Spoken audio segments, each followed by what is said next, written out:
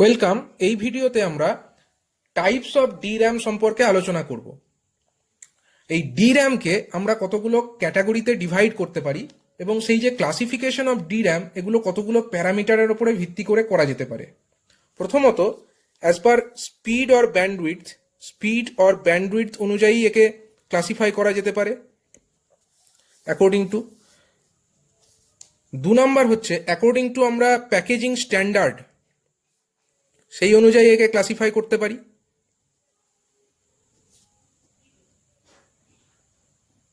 আবার according to অ্যাপ্লিকেশনও আমরা একে ক্লাসিফাই করতে পারি,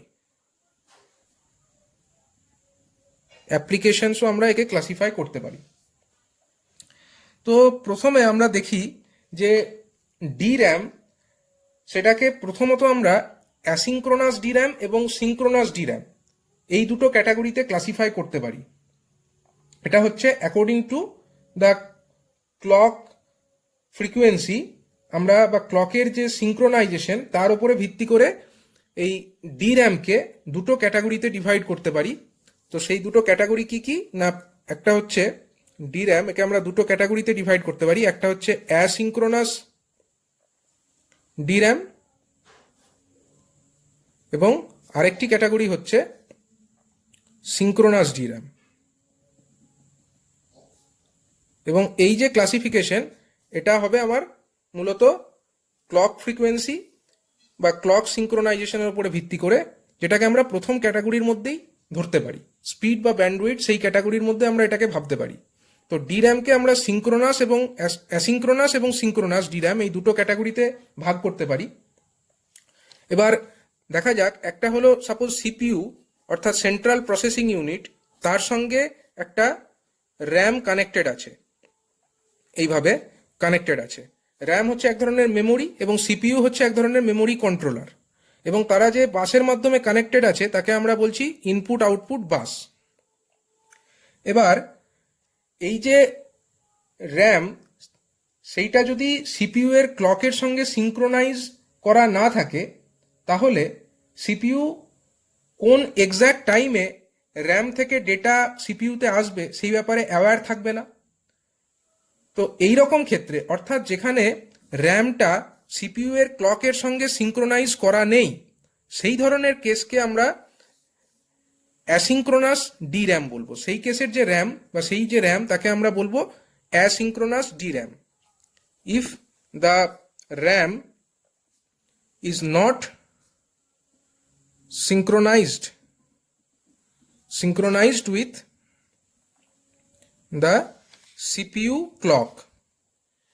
এবং এক্ষেত্রে রেজাল্ট কি হচ্ছে না, সিপিইউটা জানতে পারছে না যে কোন সময়ে এই র্যাম থেকে ডেটা সিপিইউতে আসবে, ইনপুট আউটপুট বাসের মাধ্যমে কোন এক্স্যাক্ট টাইমে ডেটাটা এখানে সিপিইউর মধ্যে আসবে। এবং এটাকে আমরা বলছি কি অ্যাসিঙ্ক্রোনাস র্যাম, অ্যাসিঙ্ক্রোনাস DRAM। এখানে আমরা DRAM সম্পর্কেই আলোচনা করছি। এবার যদি এই র্যামটা CPU ক্লকের সঙ্গে সিঙ্ক্রোনাইজ করা থাকে, তাহলে কিন্তু CPU যে এক্স্যাক্ট টাইমে র্যাম থেকে ডেটা ইনপুট আউটপুট বাসের মধ্যে অ্যাভেলেবেল হবে, সেই এক্স্যাক্ট টাইমটা CPU জানবে। CPU will be aware about the exact time when the data will be available from the RAM into the input output bus. তাহলে তার জন্য কি কন্ডিশন লাগবে? If the RAM is synchronized, RAM is synchronized with the CPU clock, সেটাকে আমরা কি বলছি? সেটাকে আমরা বলছি সিঙ্ক্রোনাস DRAM, সিঙ্ক্রোনাস DRAM। এবার এই সিঙ্ক্রোনাস যে সিঙ্ক্রোনাস DRAM এর ক্ষেত্রে আমরা সাপোজ এর একটা ক্লককে শো করলাম, CPU যে ক্লক সেটাকে আমরা এরকম ভাবে শো করলাম। এগুলো হচ্ছে ক্লকের বিভিন্ন পালসগুলো, এক একটা ক্লক পালস এরকম ভাবে শো করছি। ক্লক পালসে রাইজিং এজ দেখাচ্ছি এবং তার সঙ্গে ট্রেলিং এজও আমরা দেখাচ্ছি। তাহলে এই যে এজগুলো, যখন ক্লক পালসটা লো লেভেল থেকে হাই লেভেলে যাচ্ছে, এই এজগুলো হচ্ছে, বা এই এজটা, এগুলো হচ্ছে সব রাইজিং এজ, এবং বাকি যখন হাই থেকে লো হচ্ছে, অর্থাৎ এই এজগুলো, এগুলো হচ্ছে সব ট্রেলিং এজ। এবং এটাকে আমরা কি দেখালাম? এটাকে আমরা সিপিইউ ক্লক হিসাবে দেখালাম। এবার এই সিপিইউ ক্লক তার সঙ্গে সিঙ্ক্রোনাস র্যামের ক্ষেত্রে, সিঙ্ক্রোনাস ডির্যামের ক্ষেত্রে কি হবে না, সিপিইউ এর যে ক্লক তার সঙ্গে আমার র্যামটা সিঙ্ক্রোনাইজ করা থাকবে, অর্থাৎ সিপিইউ ক্লকের সাথে সাথে আমার এখান থেকে ডেটাটা ফেচিং হতে থাকবে। এবার এই সিপিইউ যে ক্লক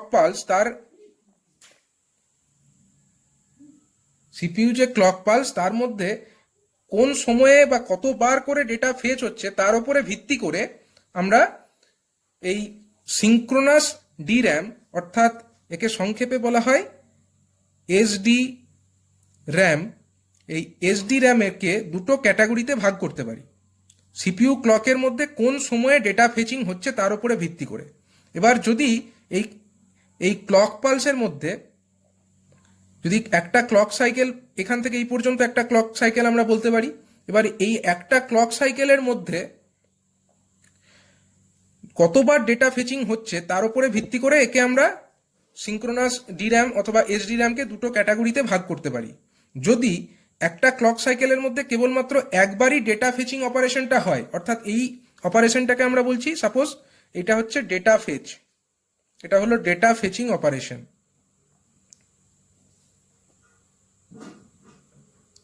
এবার এই ডেটা ফেচিং অপারেশনটা যদি একটা ক্লক সাইকেলের মধ্যে কেবলমাত্র একবারই হয়, সেই রকম এসডি র্যাম অথবা সিঙ্ক্রোনাস ডি র্যামকে আমরা কি বলবো, সেটাকে আমরা বলবো SDR SD RAM. SDR SD র্যামের ফুল ফর্ম কি, এটা হচ্ছে single data rate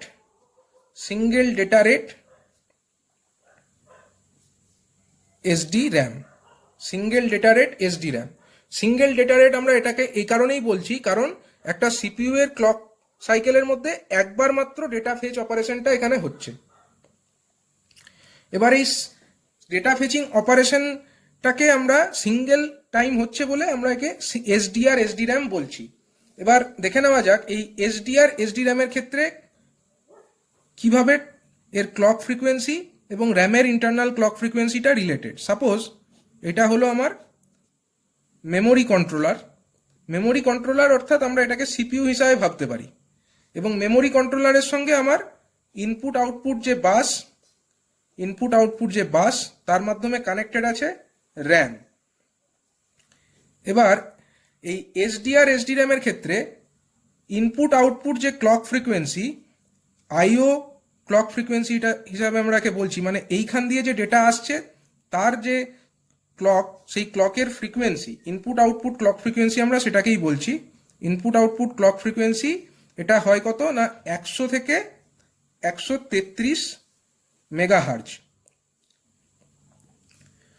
input output clock frequency. এবং এক্ষেত্রে এই এসডিআর এসডি র্যামের ক্ষেত্রে র্যামের ইন্টারনাল ক্লক ফ্রিকোয়েন্সি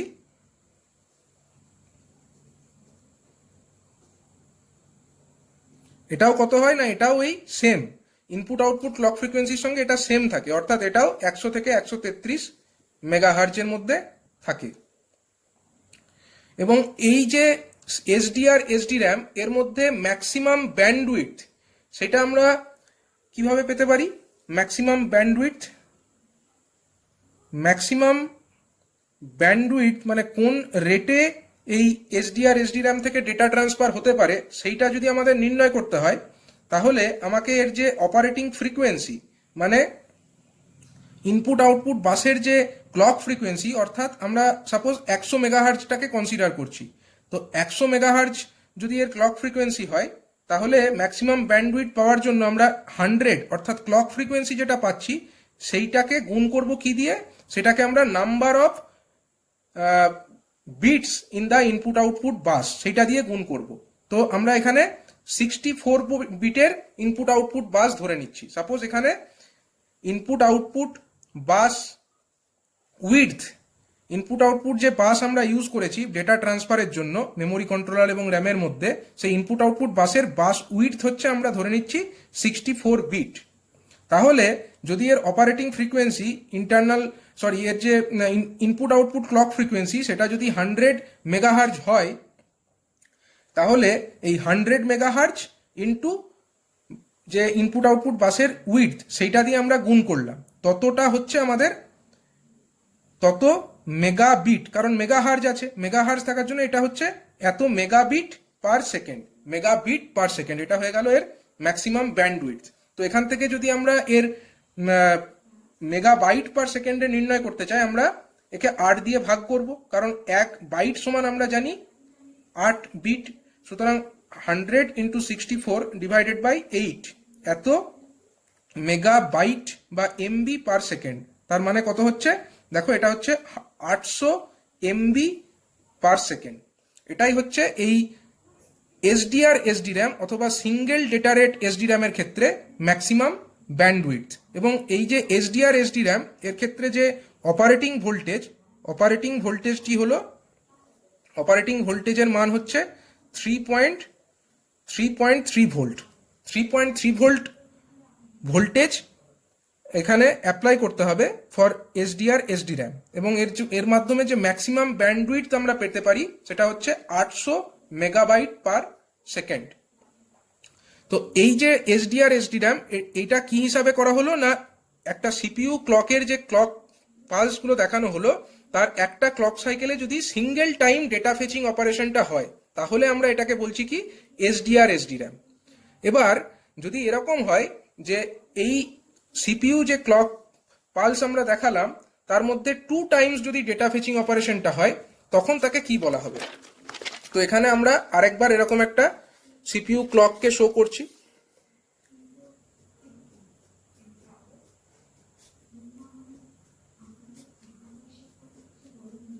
সাপোজ এটা হচ্ছে একটা সিপিইউ ক্লক। এবার এখানেও এই রকম সিপিইউ ক্লকের মধ্যে আমরা রাইজিং এজ দেখতে পাচ্ছি এবং ট্রেলিং এজও দেখতে পাচ্ছি। এবার যদি এই সিপিইউ ক্লকের মধ্যে রাইজিং এজে একবার ডেটা ফেচিং অপারেশনটা করা হয়, অর্থাৎ এই যে রাইজিং এজ যখন এটা লো থেকে হাই হচ্ছে তখন একবার ডেটা ফেচিং হয়, আবার যখন হাই থেকে লো হচ্ছে তখন একবার ডেটা ফেচিং হয়। অর্থাৎ এক্ষেত্রে দেখো, একটা যে ক্লক সাইকেল মানে এখান থেকে এইটুকু যে সময়, এইটুকু সময়ের মধ্যে এই দুবার কিন্তু এখানে ডেটা ফেচিং হলো। এটা হলো আমার data fetching operation. Data fetching অপারেশনটা এখানে কতবার হলো না, দুবার। একটা ক্লক সাইকেলের মধ্যে দুবার যদি ডেটা ফেচিং অপারেশনটা হয়, একবার হচ্ছে ক্লক পালসটা যখন লো থেকে হাই হচ্ছে অর্থাৎ রাইজিং এজের সময়, আরেকবার হচ্ছে যখন ক্লক পালসটা হাই থেকে লো হচ্ছে অর্থাৎ ট্রেলিং এজের সময়। দুবার করে যদি ডেটা ফেচিং অপারেশনটা হয়, সেই রকম যে এসডি র্যাম, সেরকম এসডি র্যামকে বলা হবে ডিডিআর এসডি র্যাম। অর্থাৎ ডিডিআর এর ফুল ফর্ম হচ্ছে double data rate SD RAM. সুতরাং আমরা এসডি র্যাম অর্থাৎ যে সিঙ্ক্রোনাস ডি র্যাম, তাকে আবার দুটো ক্যাটাগরিতে ভাগ করতে পারলাম। একটা হলো এসডিআর এসডি র্যাম এবং একটা হলো ডিডিআর এসডি র্যাম। তাহলে ওভারঅল এতক্ষণ পর্যন্ত যা ডিসকাশন হলো সেই অনুযায়ী আমরা ডি র্যাম তাকে প্রথমে কি কি ক্যাটাগরিতে ভাগ করেছি না, প্রথমে আমরা এটাকে দুটো ক্যাটাগরি, একটা হলো অ্যাসিঙ্ক্রোনাস ডি র্যাম এবং সিঙ্ক্রোনাস ডি র্যাম, এই দুটো ক্যাটাগরিতে প্রথমে ভাগ করেছিলাম। এবার সিঙ্ক্রোনাস ডি র্যাম অর্থাৎ এটাকে সংক্ষেপে আমরা এসডি র্যামও বলছি, সেই এসডি র্যামকে আমরা আবার দুটো ক্যাটাগরিতে ভাগ করলাম, কতবার করে ডেটা ফেচিং হচ্ছে তার উপরে ভিত্তি করে। সেই দুটো ক্যাটাগরি কি, একটা হলো এসডিআর এসডি র্যাম, যেখানে একবার করে ডেটা ফেচিং অপারেশনটা হচ্ছে একটা ক্লক পালসের মধ্যে, আর একটা হচ্ছে ডিডিআর এসডি র্যাম, যেখানে একটা ক্লক সাইকেলের মধ্যে দুবার ডেটা ফেচিং অপারেশনটা হচ্ছে। এতদূর পর্যন্ত আমরা ডিসকাস করেছি। এরপরে আমরা এই যে ডিডিআর এসডি র্যাম অর্থাৎ double data rate SD RAM, এটাকেও আবার কতগুলো জেনারেশন ওয়াইজ মানে বিভিন্ন সময়ে এর অ্যাডভান্সমেন্ট হয়েছে, অর্থাৎ ডিডিআর এসডি র্যামের বিভিন্ন অ্যাডভান্সমেন্ট হয়েছে, সেই অনুযায়ী একে আবার 4টে ক্যাটাগরিতে ভাগ করতে পারি। প্রথম জেনারেশন যে ডিডিআর, সেটাকে বলা হয় ডিডিআর 1 এসডি র্যাম। এর পরের জেনারেশন যেটা আছে সেই এসডি র্যামকে বলা হচ্ছে DDR 2 SD RAM. Third generation যে এসডি র্যাম তাকে বলা হচ্ছে ডিডিআর 3 এসডি র্যাম, এবং ফোর্থ জেনারেশন যে এসডি র্যাম তাকে বলা হচ্ছে ডিডিআর 4 এসডি র্যাম। এই 4টে ক্যাটাগরিতে আমরা আবার ডিডিআর এসডি র্যামকে ফার্দার ক্লাসিফাই করতে পারি। তো প্রথমে দেখে নেওয়া যাক যে ডিডিআর 1 এসডি র্যাম সেটা কি। ডিডিআর 1 এর আলোচনাটা আমরা প্রথমে করব। ডিডিআর 1 এসডি র্যাম সেক্ষেত্রে এখানে আমাদের মেমোরি কন্ট্রোলার আছে, মেমোরি কন্ট্রোলার আমরা শো করছি। মেমোরি কন্ট্রোলার আমার যে র্যাম তার সঙ্গে কিসের মাধ্যমে কানেক্টেড, না ইনপুট আউটপুট বাসের মাধ্যমে কানেক্টেড। ইনপুট আউটপুট বাসের মাধ্যমে এটা র্যামের সঙ্গে কানেক্টেড আছে। এবার এটা যদি একটা DDR1 SD র্যাম হয়, সেক্ষেত্রে অপারেটিং ভোল্টেজ হয়ে যাচ্ছে, অপারেটিং ভোল্টেজটা হয়ে যাচ্ছে 2.5 ভোল্ট, যেটা আমার single data rate SD RAM অথবা SDR SD র্যামের ক্ষেত্রে কত ছিল, না 3.3 ভোল্ট ছিল। এখানে কিন্তু অপারেটিং ভোল্টেজটা কমে গেছে, এখানে হচ্ছে 2.5 ভোল্ট। এটা হচ্ছে ফার্স্ট জেনারেশন DDR। তো এখানে যে র্যাম তার ইন্টারনাল ক্লক ফ্রিকোয়েন্সি যদি আমরা দেখি, র্যাম ইন্টারনাল ক্লক ফ্রিকোয়েন্সি আমরা একটা ছকের আকারে একে লিখি এবং তারপরে লিখি clock frequency of the IO bus. Clock frequency, এই ক্লক ফ্রিকোয়েন্সিটা হচ্ছে আমার আইও বাসের ক্লক ফ্রিকোয়েন্সি।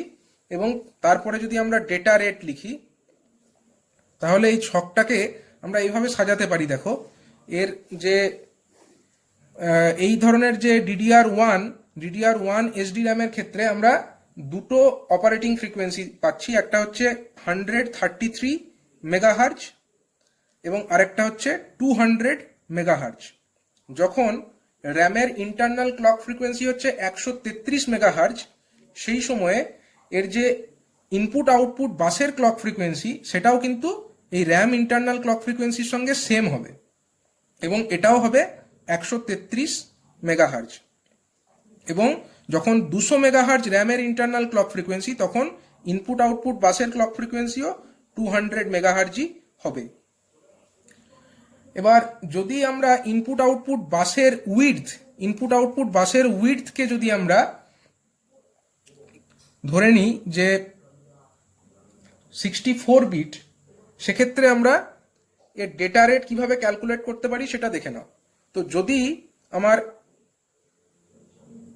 DDR SD র্যামের আমরা অপারেশনটা লক্ষ্য করি, আমরা কি দেখতে পাচ্ছি, দেখো একটা ক্লক সাইকেলের মধ্যে দুবার করে ডেটা ফেচ অপারেশনটা হচ্ছে। যদি দুবার করে ডেটা ফেচ অপারেশনটা হয়, তাহলে এর যে ডেটা রেট এটা কিন্তু অবশ্যই যা ক্লকের ফ্রিকোয়েন্সি আছে, ক্লকের ফ্রিকোয়েন্সির থেকে কিন্তু 2 টাইমস হতেই হবে। তার মানে ক্লক ফ্রিকোয়েন্সি যদি আমার 133 মেগাহার্জ হয় ইনপুট আউটপুট বাসের, সেক্ষেত্রে এর ডেটা রেট অবশ্যই কত হতে হবে, না 266 mega transfer per second. MTPS এই কথাটির অর্থ হচ্ছে মেগা ট্রান্সফার পার সেকেন্ড। এবং যদি ক্লক ফ্রিকোয়েন্সি আমার 200 মেগাহার্জ হয়, সেক্ষেত্রে এর ডেটা রেট কত হবে, 200 গুণিত 2 অর্থাৎ 400 mega transfer per second.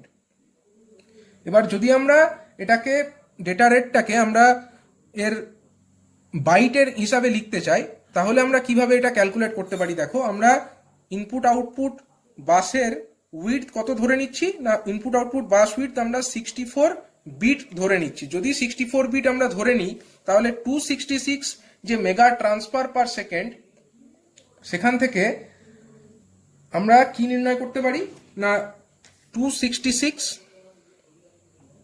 Mega transfer অর্থাৎ 266 ইন্টু 64 বিট, এত মেগা বিট ডিভাইডেড বাই 8, এত MBPS বা মেগা বাইট পার সেকেন্ড। এবং যদি এটা 400 হয়, তখন আমরা মেগা বাইটের হিসাবে ডেটা রেটটা কিভাবে লিখতে পারি, আমরা এখানে একটা কলম করে নিই, data rate in mega byte per second. সেই হিসাবে যদি লিখি, আমরা 266 ইন্টু 64 বাই 8 অর্থাৎ 8 এটাকে ক্যান্সেল আউট হয়ে যাবে এবং 266 ইন্টু 8 এত MBPS, MB পার সেকেন্ড। এবং যদি আমরা 400 লিখি, তখন কত হচ্ছে এটা দেখো, তখন হয়ে যাচ্ছে এটা তখন 400 হয়ে যাচ্ছে, 400 ইন্টু 64, কারণ ইনপুট আউটপুট বাস উইডথ হচ্ছে 64 ডিভাইডেড বাই 8, এখানে 8 ক্যান্সেল আউট অর্থাৎ এখানে হয়ে যাচ্ছে 3200 MB পার সেকেন্ড। যদি আমার 200 মেগাহার্জ ক্লক ফ্রিকোয়েন্সি হয় এবং ডেটা রেট যদি 400 মেগা ট্রান্সফার পার সেকেন্ড হয়, তখন আমরা ডেটা রেট MBPS এ লিখলে 3200 মানে 3200 মেগাবাইট পার সেকেন্ড, যেটা আমরা সিঙ্গেল ডেটা রেটের ক্ষেত্রে কত পেয়েছিলাম, 800 মেগাবাইট। অর্থাৎ DDR অর্থাৎ ডাবল ডেটা রেট 1 এই জেনারেশন এর যে আমার DRAM সেটা ইউজ করলে কিন্তু যে আমার ডেটা ট্রান্সফারের যে স্পিড সেটা কিন্তু অনেকটা বেড়ে যাচ্ছে, অলমোস্ট 4 টাইমস হয়ে যাচ্ছে।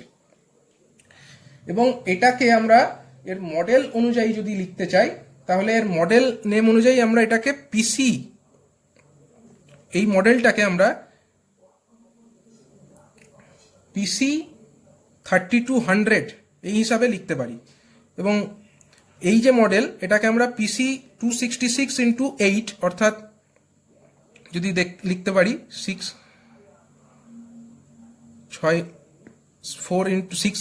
অর্থাৎ 48 এর 8, আর 6 × 8 48 প্লাস 4 অর্থাৎ 52, অ্যান্ড 8 × 2 16, 16 প্লাস 5 অর্থাৎ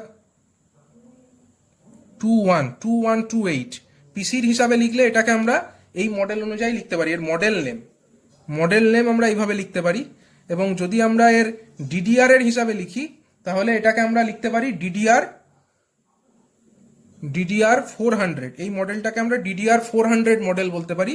অন্যদিকে এটাকে আমরা ডিডিআর 266 মডেল বলতে পারি। ডিডিআর মডেল হিসাবে যদি আমরা এটাকে লিখতে চাই, তো ডিডিআর নেম অনুযায়ী, মডেল নেম অনুযায়ী এটা হচ্ছে যখন আমার 400 mega transfer per second data rate পাচ্ছি, অর্থাৎ ক্লক ফ্রিকোয়েন্সি যদি আমার 200 মেগাহার্জ হয়, সেক্ষেত্রে সেই মডেলটাকে আমরা পিসি 3200, এবং এর ডিডিআর নেম অনুযায়ী এটাকে আমরা ডিডিআর অ্যান্ড স্ল্যাশ হাইফেন দিয়ে আমরা এর যে ডেটা রেট অর্থাৎ মেগা ট্রান্সফার পার সেকেন্ডে যে ডেটা রেট সেইটাকে লিখতে পারি ডিডিআর 400।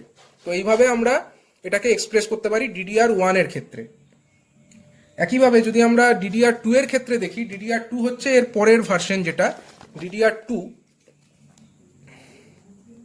অর্থাৎ ডাবল ডেটা রেটের যে সেকেন্ড ভার্সন বা সেকেন্ড জেনারেশন। সেক্ষেত্রে আমার যদি আমরা ছকের আকারে দেখি, র্যাম ইন্টারনাল ক্লক ফ্রিকোয়েন্সি, আমরা একটা কলমে দেখালাম।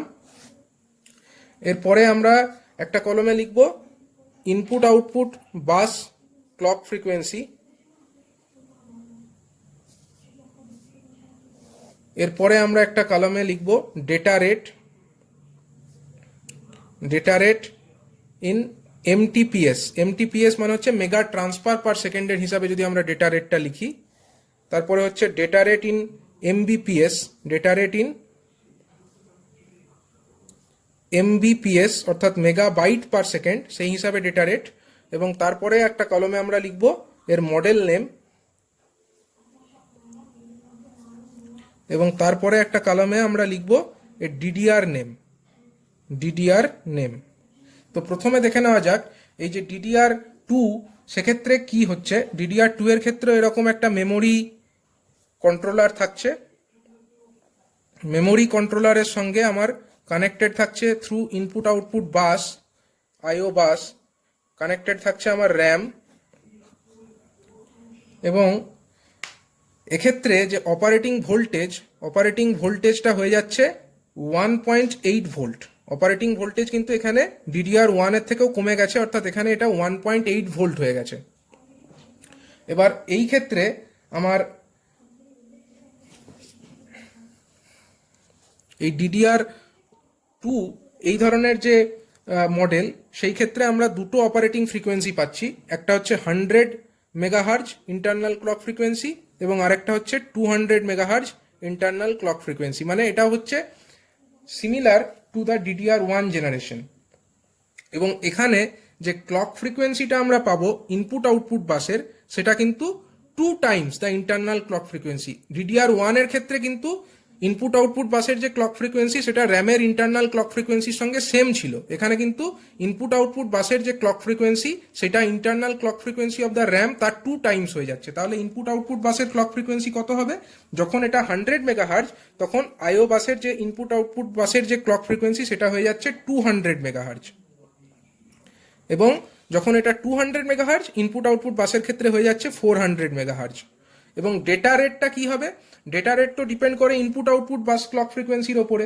এবার ডেটা রেটটা দেখো, একটা এটা যেহেতু ডিডিআর অর্থাৎ ডাবল ডেটা রেট ট্রান্সফার, তো যেহেতু ইনপুট আউটপুট বাসের ক্লক ফ্রিকোয়েন্সিটা আমার 200 মেগাহার্জ এবং একটা ক্লক পালসের মধ্যে 2 টাইমস ডেটা ফেচিং অপারেশনটা হচ্ছে। যখন আমরা ডিডিআর অপারেশন দেখছি একটা ক্লক সাইকেলের মধ্যে কিন্তু দুবার করে ডেটা ফেচিংটা হচ্ছে। সুতরাং যদি ইনপুট আউটপুট বাসের ক্লক ফ্রিকোয়েন্সি আমার 200 হয়, ডেটা রেট কিন্তু হয়ে যাবে 400, কারণ একটা ক্লক পালসের মধ্যে দুবার করে ডেটা ফেচিংটা হচ্ছে।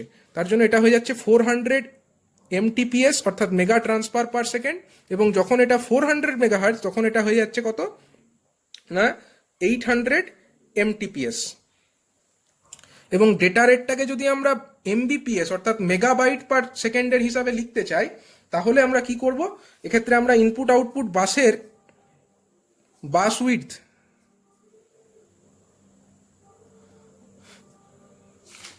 ইনপুট আউটপুট বাসের যে বাস উইডথ সেটা আমরা কত ধরে নিচ্ছি না, সেটা হচ্ছে আমাদের 64 বিটের।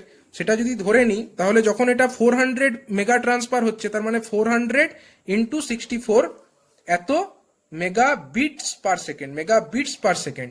এবার এখান থেকে যদি আমাদের মেগা বাইট নির্ণয় করতে হয় তাহলে 400 into 64 divided by 8 mega byte per second.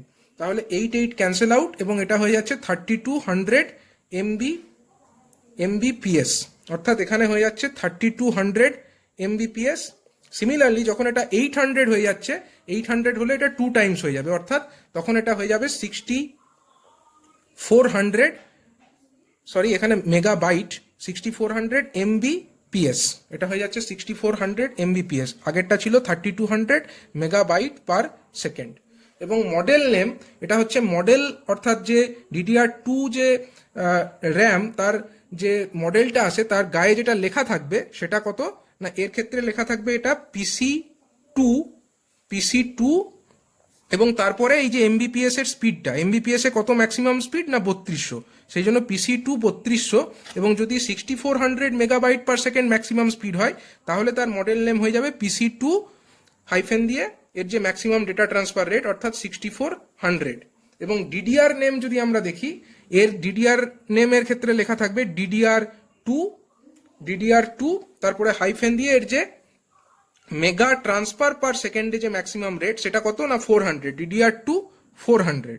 এবং এই ক্ষেত্রে অর্থাৎ যখন RAM internal clock frequency 200 megahertz তখনকার আমার যে ডিডিআর নেম সেটা হয়ে যাবে DDR2 হাইফেন দিয়ে ডেটা ট্রান্সফার মেগা ট্রান্সফারের যে মেগা ট্রান্সফার পার সেকেন্ডে যে ম্যাক্সিমাম রেট সেটা কত না 800, DDR2 হাইফেন দিয়ে 800।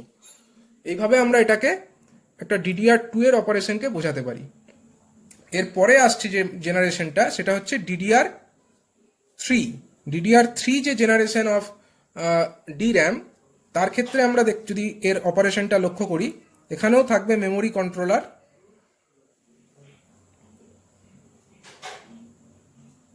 এবং সেটাও ইনপুট আউটপুট বাস IO বাস তার মাধ্যমে কানেক্টেড আছে র্যামের সঙ্গে। এবং এখানে অপারেটিং ভোল্টেজ যেটা, অপারেটিং ভোল্টেজটা কিন্তু আগের জেনারেশনের থেকেও কম। অপারেটিং ভোল্টেজ এক্ষেত্রে হচ্ছে 1.5 ভোল্ট অর 1.35 ভোল্ট। তাহলে এই দুটো রেঞ্জ মডেল হয়, একটা 1.5 ভোল্টের, একটা 1.35 ভোল্টের। তো এর ক্ষেত্রে আমরা যে ইনপুট আউটপুট বাস এবং যে মেমোরি কন্ট্রোলার, তো এখানে আমরা এর যদি একটা ছকের আকারে ফ্রিকোয়েন্সিগুলোকে লিখি তাহলে র্যাম ইন্টারনাল ক্লক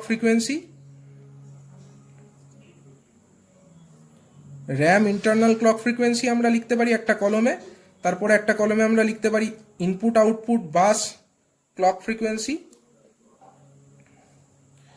তারপরে একটা কলমে আমরা লিখতে পারি data rate in mega transfer per second.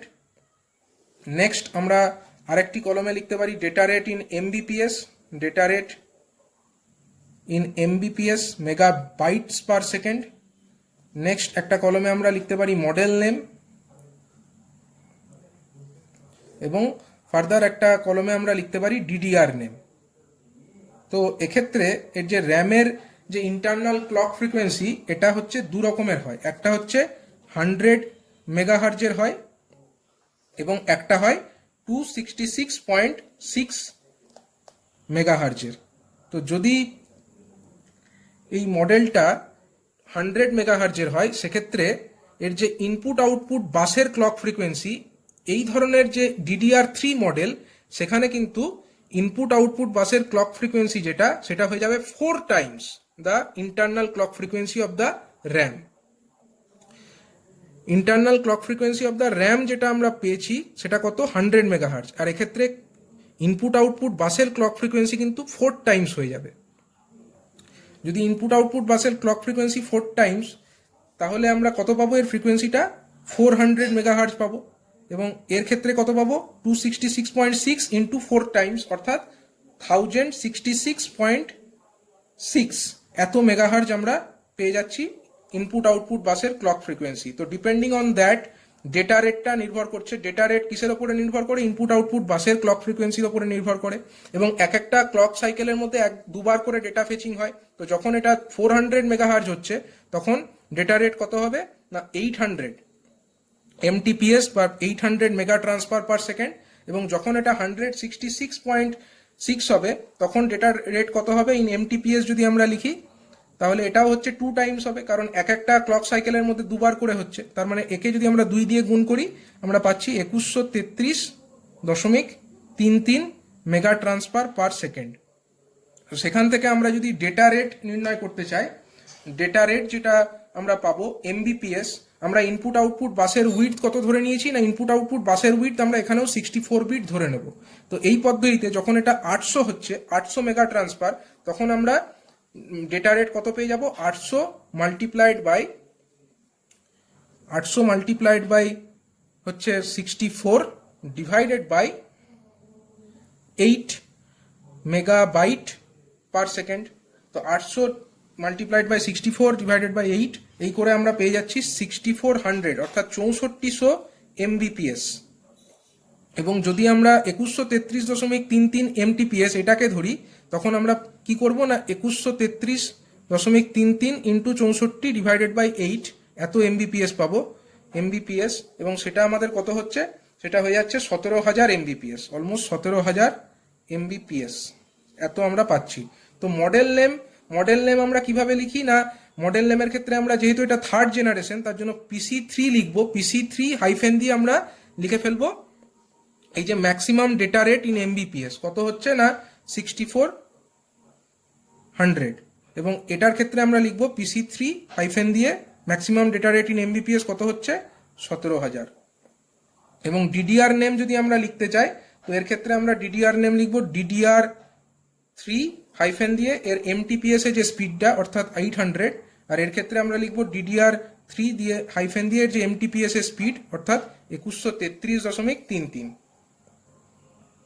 এইভাবে আমরা এই DDR3 মডেলকে বিভিন্ন যে DDR3 মডেল, তো DDR4 মডেলের ক্ষেত্রে আমরা এর যদি ব্লক ডায়াগ্রামটা দেখি, তো সেখানে আমরা মেমোরি কন্ট্রোলার দেখতে পাবো। মেমোরি কন্ট্রোলার আবার একটা ইনপুট আউটপুট বাস অর্থাৎ IO বাস, এর মাধ্যমে কার সঙ্গে কানেক্টেড না, এটা কানেক্টেড থাকবে টু দ্য র্যাম। এবং এই যে DDR4, তার ক্ষেত্রে অপারেটিং ভোল্টেজের মানটা হবে, এটা DDR3 জেনারেশনের থেকেও কম, অর্থাৎ এখানে অপারেটিং ভোল্টেজের মান আরও কমে যাচ্ছে 1.2 ভোল্ট। এবং এর যদি আমরা একটা ছকের আকারে ফ্রিকোয়েন্সিগুলোকে লিখি, তো র্যাম ইন্টারনাল ক্লক ফ্রিকোয়েন্সি আমরা প্রথমে লিখলাম প্রথম কলমে, RAM internal clock frequency. Next যে কলাম, সেখানে আমরা লিখলাম input output bus clock frequency.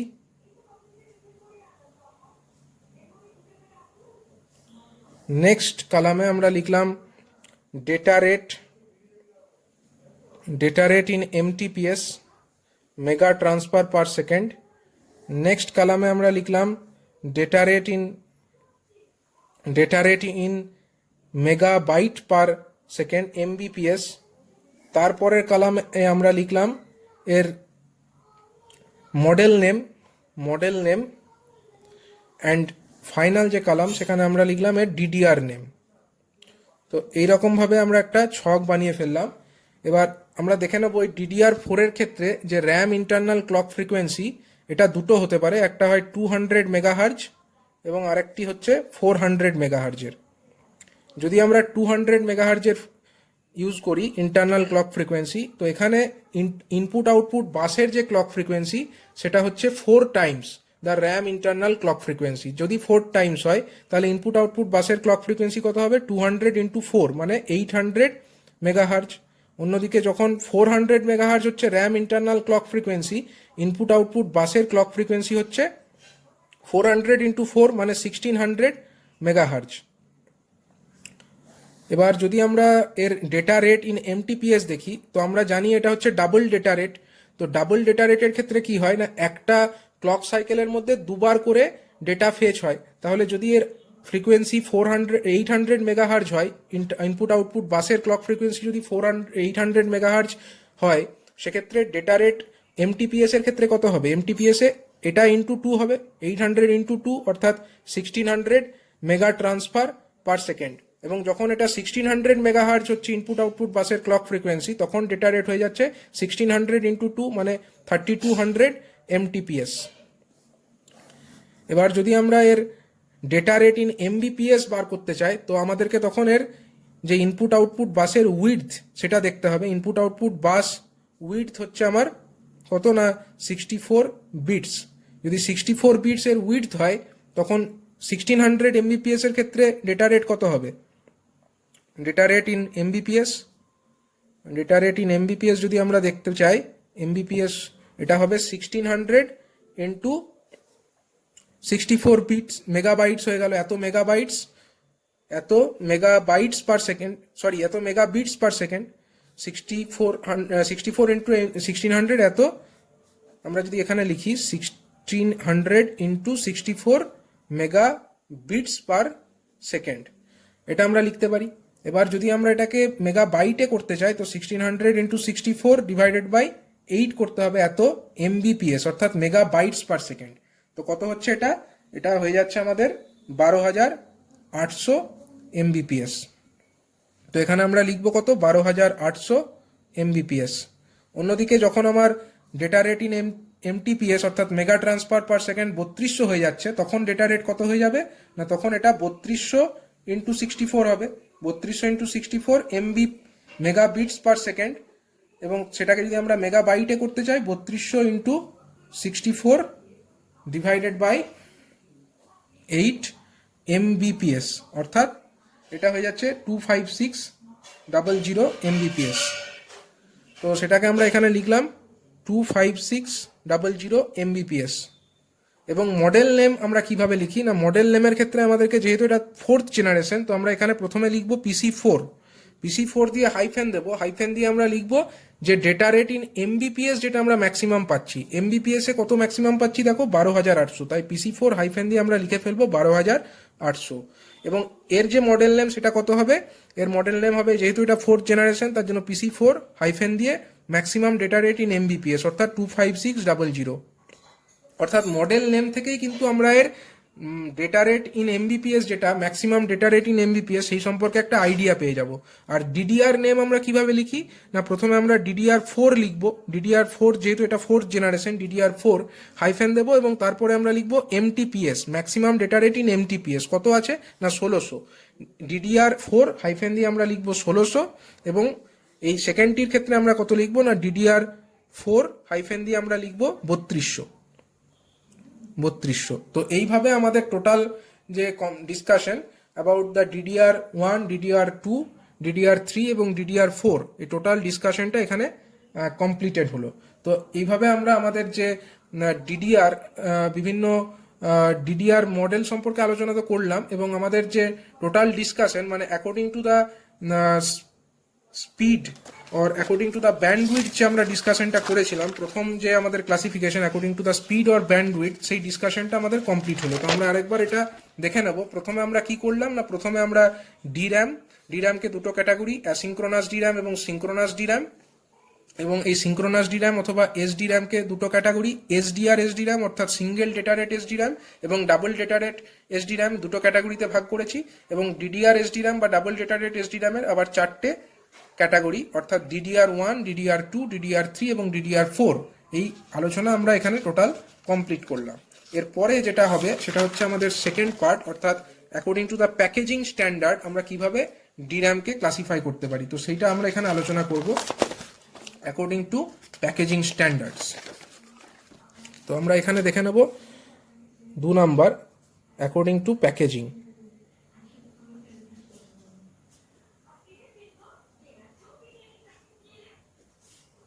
According to packaging প্রথমত আমরা যে মডেলটা বলতে পারি সেটা হচ্ছে ডিআইপি, অর্থাৎ ডুয়েল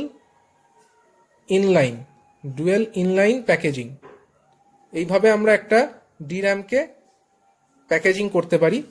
তো এই যে ধরনের প্যাকেজিং, এখানে যে মেমোরি চিপ, সেটা একটা চিপ মেমোরি ডির্যাম যেটা, সেটা একটা চিপের আকারে থাকে এবং সেই চিপ থেকে কতগুলো এরকম পিন বাইরে বেরিয়ে থাকে, এরকম কিছু পিন এই ডির্যাম থেকে বাইরে বেরিয়ে থাকছে। তো এই যে ধরনের মডেল যেটাকে আমরা বলছি ডিআইপি, অর্থাৎ ডুয়েল ইনলাইন প্যাকেজিং, এখানে এইরকম কিছু মেমোরি চিপের থেকে কিছু পিন এরকম বাইরে বার হয়ে থাকছে, এই ধরনের প্যাকেজিংকে আমরা বলবো ডুয়েল ইনলাইন প্যাকেজিং। এছাড়া আরেক ধরনের প্যাকেজিং হয় যেটাকে বলা হচ্ছে সিঙ্গেল ইনলাইন মডিউল অথবা SIMM, যেটাকে বলা হচ্ছে single inline modules. Single inline যে মডিউল, সেই মডিউলের ক্ষেত্রে মেমোরি চিপটাকে একটা পিসিবি অর্থাৎ প্রিন্টেড সার্কিট বোর্ডের মধ্যে সোল্ডারিং করা হয়। তো মেমোরি চিপস আর soldered in PCB printed circuit board and the pins are accessible or available in single side of the PCB অর্থাৎ এখানে মেমোরি চিপগুলোকে একটা প্রিন্টেড সার্কিট বোর্ডে আমরা সোল্ডারিং করে দিচ্ছি এবং সেই মেমোরি চিপের যে পিন সেটা কিন্তু পিসিবির একটা দিকেই অ্যাভেলেবেল থাকছে, দুদিকে অ্যাভেলেবেল থাকছে না। এই ধরনের প্যাকেজিংকে বলা হচ্ছে SIMM অথবা সিঙ্গেল ইনলাইন মডিউল। এর পরের ক্যাটাগরিটা হচ্ছে ডিম অর্থাৎ DIMM বা ডুয়েল ইনলাইন মডিউল। এই মডিউলের ক্ষেত্রেও মেমোরি চিপসটাকে পিসিবি বোর্ডের মধ্যে সোল্ডারিং করা হচ্ছে, কিন্তু হেয়ার যে পিনগুলো আছে মেমোরি চিপের সেটা কিন্তু পিসিবি বা প্রিন্টেড সার্কিট বোর্ড তার দুদিকেই অ্যাভেলেবেল থাকছে। Here the pins of the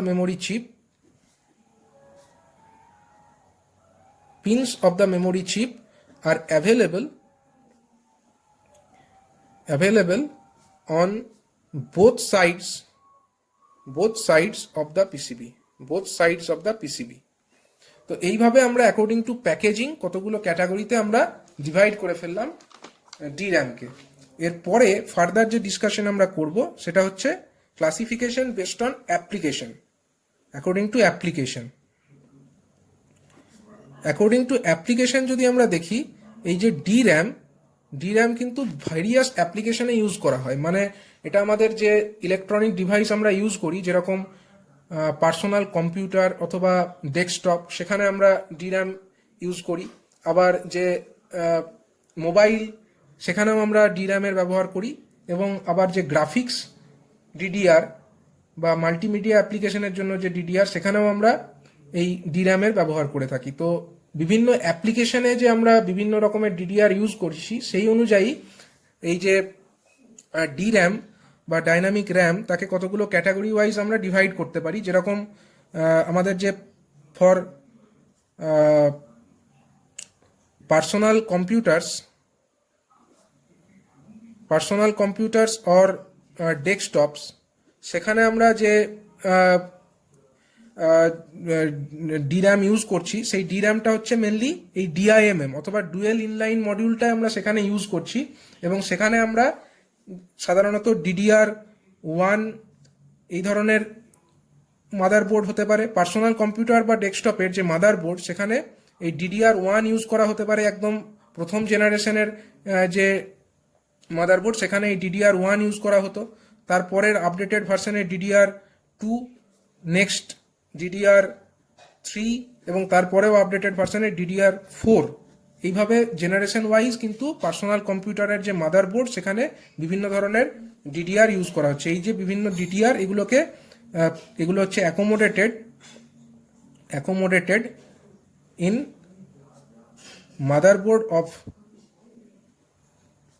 motherboards of PC or desktops। পিসি অথবা পার্সোনাল কম্পিউটার অথবা ডেস্কটপসের যে মাদারবোর্ড সেখানে এই ধরনের বিভিন্ন ডিডিআরকে অ্যাকোমোডেট করা হয়, এবং যে বিভিন্ন জেনারেশন ওয়াইজ যে মাদারবোর্ড তার কনস্ট্রাকশনও কিন্তু আলাদা হয়ে গেছে। অর্থাৎ মানে যে থার্ড জেনারেশনের যে মাদারবোর্ড সেখানে DDR3 অ্যাকোমোডেট করা যায়, কিন্তু সেই মাদারবোর্ডে কিন্তু আমরা DDR2 অথবা DDR4 কিন্তু অ্যাকোমোডেট করতে পারবো না। এবং এই যে বিভিন্ন জেনারেশন ওয়াইজ যে ডিডিআরগুলো ইউজ করা হচ্ছে সেই অনুযায়ী কিন্তু অপারেটিং ভোল্টেজগুলো চেঞ্জ হয়েছে, যেটা আমরা ডিডিআর এর যে প্রিভিয়াস ডিসকাশন সেখান থেকেই দেখেছি, এবং নাম্বার অফ পিনস যেটা আছে সেই নাম্বার অফ পিনসও কিন্তু ক্রমশ চেঞ্জ হয়েছে। তাহলে পার্সোনাল কম্পিউটার অথবা ডেস্কটপের ক্ষেত্রেই বিভিন্ন ইউজ করা হয় ডিরাম, তার ডিডিআর মডিউলগুলো ইউজ করা হচ্ছে। আবার যে ল্যাপটপসের ক্ষেত্রে ইউজ করা হয় এসওডিআইএমএম হচ্ছে small outline dual inline module. এটা হচ্ছে পার্সোনাল কম্পিউটারের যে মাদারবোর্ড সেখানে যে ডিডিআর মডেল ইউজ করা হচ্ছে, ল্যাপটপের ক্ষেত্রে কিন্তু আলাদা ধরনের, সেখানে এসওডিআইএমএম অর্থাৎ স্মল আউটলাইন ডিআইএমএম ইউজ করা হচ্ছে। এবং তারও এসওডিআইএমএম এরও আবার বিভিন্ন ক্যাটাগরি আছে, অর্থাৎ ফার্স্ট জেনারেশনের ক্ষেত্রে এসওডিআইএমএম ডিডিআর ইউজ করা হচ্ছে ফার্স্ট জেনারেশনের ক্ষেত্রে। তারপরের জেনারেশনে এসওডিআইএমএম DDR2 ইউজ করা হচ্ছে। তারপরের যে নেক্সট জেনারেশন সেখানে এসওডিআইএমএম DDR3 ইউজ করা হচ্ছে। অর্থাৎ জেনারেশন ওয়াইজ কিন্তু ক্রমশ এটা আপডেটেড হচ্ছে।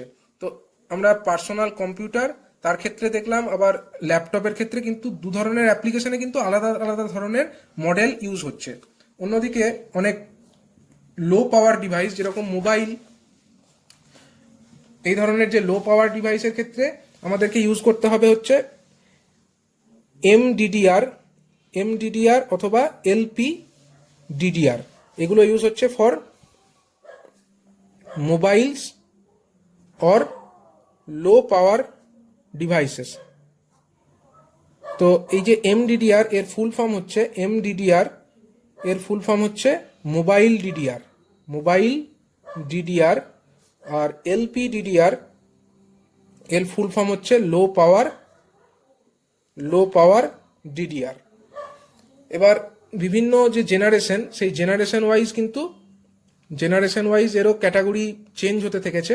এবং ফার্স্ট জেনারেশনে যেখানে ইউজ করা হতো LPDDR1 ফার্স্ট জেনারেশনের মোবাইলে, তারপরে হচ্ছে LPDDR2 এলো, তারপরে হচ্ছে LPDDR3, তারপরের জেনারেশনে হচ্ছে LPDDR4 অথবা LPDDR4X।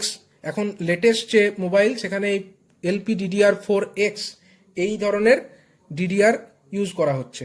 তাহলে এটা হচ্ছে অ্যাকর্ডিং টু অ্যাপ্লিকেশন, এটা হচ্ছে ফর লো পাওয়ার অথবা মোবাইল ডিভাইসের ক্ষেত্রে আমরা এই ধরনের ডির্যাম ইউজ করছি। আবার অন্যদিকে যদি আমরা দেখি যে গ্রাফিক্স অ্যাপ্লিকেশন, তার জন্য আমরা GDDR ইউজ করব। GDDR এটা কি? GDDR হচ্ছে গ্রাফিক্স ডিডিআর, এবং গ্রাফিক্স ডিডিআর হচ্ছে ইউজড ইন গ্রাফিক্স কার্ড, এবং যেগুলো হচ্ছে মাল্টিমিডিয়া অ্যাপ্লিকেশনে কাজে লাগে। এটা হচ্ছে used in graphics card which is used in multimedia applications। তো এই ধরনের যে গ্রাফিক্স কার্ড বা GDDR তার ক্ষেত্রেও কিন্তু বিভিন্ন ধরনের জেনারেশন ওয়াইজ আমরা GDDR1, GDDR2, GDDR3, GDDR4 অথবা GDDR5 এরকম বিভিন্ন ধরনের updated version generation wise graphics DDR এর ক্ষেত্রেও দেখতে পাই। সুতরাং এইভাবে বিভিন্ন অ্যাপ্লিকেশনে যে ডি র্যাম ইউজ করা হচ্ছে সেই ডি র্যামগুলোকে আমরা বিভিন্ন ক্যাটাগরি ওয়াইজ ডিভাইড এভাবে করতে পারি।